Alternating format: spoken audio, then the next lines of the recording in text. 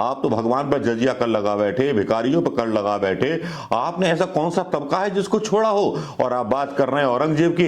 अरे मुगल शासकों ने तो मुसलमान होने के नाते लगाया था, आपने तो हिंदू होते हुए बैंड बजा दी और जिक्र चला दिया औरंगजेब का कि जिक्र ना हो, कहीं रोजगार का कहीं जिक्र ना हो।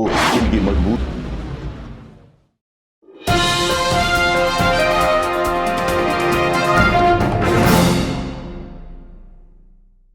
दोस्तों नमस्कार, मैं मनोज कुमार शर्मा एक बार फिर आपके बीच में। आपने सुना है कि कभी मोदी समर्थक मोदी जी को गाली दे सकते हैं? जी हां, जम के गालियां दी गई, क्योंकि आजकल वैसे औरंगजेब का दौर चला हुआ है। औरंगजेब के बारे में जितनी कहानियां गाई जा रही हैं उतनी तो सुंदरकांड के बारे में भी नहीं गाई जा रही। अगर इतना राम नाम जप लेता जो है टीवी चैनल के लोग, तो इनके पाप धुल गए होते कि जितने झूठ इन्होंने देश की सत्ता के लिए बोले हैं, देश की सत्ता के लिए झूठे वादे जनता के बीच फैलाए हैं, अगर इतना उन्होंने कर लिया होता तो शायद उनके पाप धुल जाते। लेकिन औरंगजेब की जहां बात आती है, जहां वोटों का जमावड़ा दिखता है, जहां पर एक पुलिस ऑफिसर बयान देता है भाई जुमे को होली है और जुमे को नमाज जो थोड़ी सी पढ़ें, हाँ बिल्कुल सही बयान था और सही बोला गया मेरे हिसाब से कि भाई जुमे की ही नमाज है और होली एक दिन आई है, जुमा तो रोज आएगा। तो मेरी भाइयों, मुस्लिम भाइयों से भी कहना है कि, और भाई हिंदू भाइयों से भी कहना है कि भाई मिलजुल करके मनाइए। ऐसा कुछ ना हो कि जैसा बीजेपी की साजिश है, हालांकि उस बयान को काफी मिर्ची लगा करके और चटका करके पेश किया जा रहा है। उसको भड़काने वाले यूं भी कह के भड़का रहे हैं कि कुछ मॉमडन्स लोगों की तरफ से, मतलब नकली मॉमडन्स बन करके प्रतिक्रिया दे रहे हैं कि साहब देखें हमें कौन रोकता जुमे की नमाज। अरे भाई नमाज तो नमाज है, ऊपर वाले को किसी भी तरह मानिए, हर्षोल्लास का दिन है, फागुन की बात है और हिंदू और मतलब गंगा जमुना की तहजीब है, तो इसको अच्छे से मनाइए। लेकिन यहां बात औरंगजेब की चल रही थी, तो औरंगजेब के बारे में हम ये कहना चाहेंगे कि औरंगजेब ने जजिया कर लगाया था, या जिस भी मुगल शासक ने जजिया कर लगाया था, तो मुगल शासक और प्रधानमंत्री मोदी में मैं बिल्कुल अंतर नहीं समझता। अब आप सोचेंगे यार मियां क्या बात कर रहे हो कि इस तरह की बात आप करते रहते हैं, हमेशा है ना उल्टा सीधा बोलते रहते हैं, भक्त भी गालियां देंगे। भक्तों को गालियां देने का हक तब है जब ये मेरी बात गलत हो। मियां भाई भक्तों से मैं पूछना चाहूंगा कि भक्तों जरा ये बताइए कि अगर मुगलों ने जजिया कर लगाया था, तीर्थ स्थान पर कर लगाए थे, तो भारतीय जनता पार्टी ऐसी कौन सी दूध की धुली पार्टी है कि जिसने मंदिरों में टिकट लगा दिए?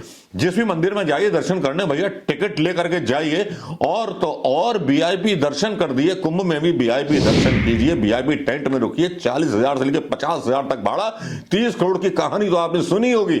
यहां पर जो है बस लुटाई लुटाई है, और लुटाई तो हिंदुओं की है, चाहे जीएसटी दे या टैक्स दे या कुछ दे।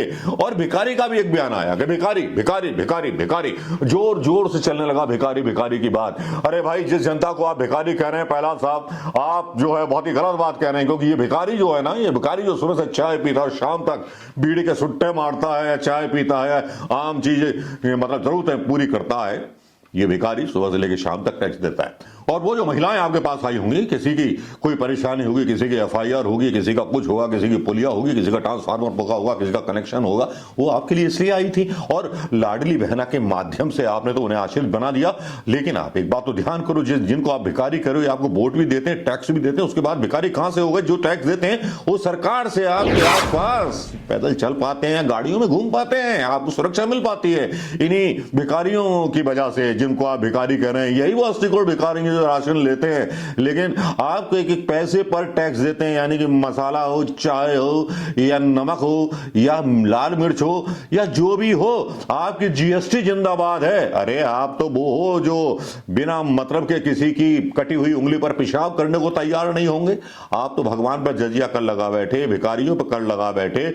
आपने ऐसा कौन सा तबका है जिसको छोड़ा हो? और आप बात कर रहे हैं औरंगजेब की। अरे मुगल शासकों ने तो मुसलमान होने के नाते लगाया था, आपने तो हिंदू होते हुए बैंड बजा दी और जिक्र चला दिया औरंगजेब का कि जिक्र ना हो, कहीं रोजगार का कहीं जिक्र ना हो, इनकी मजबूरियों का कहीं जिक्र ना हो कि ट्रंप के सामने कैसे झुक गए, कहीं जिक्र ना हो इनकी उस बेइज्जती का जो पूरे जो है संसार में हो रही है।